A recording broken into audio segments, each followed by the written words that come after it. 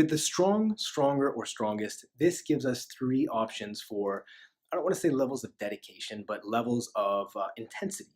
So every goal that you have, however ambitious it may be, or however small it might be, now it will take different amounts of dedication and different amounts of intensity to get there.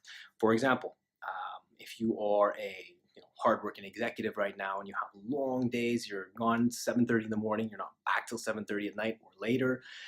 It's not You probably don't want to be a bodybuilder. Now, that's really time consuming. Trust me, I've been there. It's a lot of work. It's a full-time job. So it might not be your goal. Now, that being said, that's probably a very good thing because it is so time consuming.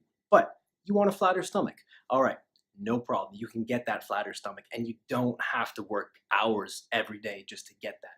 You just need to know the great tricks. You need to know the little things that give you the biggest results. Of course, that's what we're here for.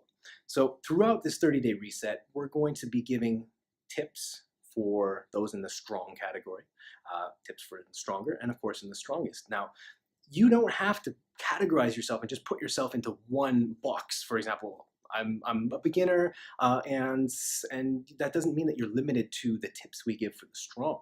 Now you can dabble with some of the strongest tips. Now they might be a little bit ambitious, they might be a little bit advanced, or a little bit not so familiar to you, totally new. We might tell you, I need you to eat 2 times the amount of fat that you've been normally eating, and your head's like, what? Eat more fat? I'm trying to lose fat. That doesn't make any sense.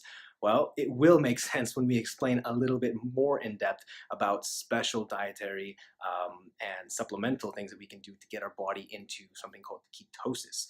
We're going to be talking about that. But right now, let's keep it on the subject of strong, stronger, strongest. That was just an example to show you what you could do and to show you how sometimes the things that we could dabble with are a little bit outside the comfort zone. But that's not a bad place to be because you know what?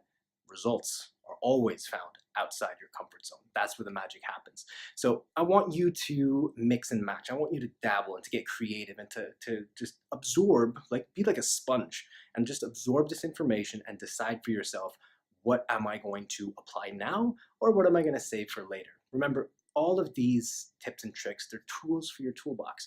And along your life, the toolbox ends up getting pretty big. And that's a great place to be when you have just so many different options, when you become more educated and more up to speed with what is the new developments and what is happening, how are people getting so much success, and then you can just take these bits of information and then finally be able to put them together yourself into a lifestyle that works for you.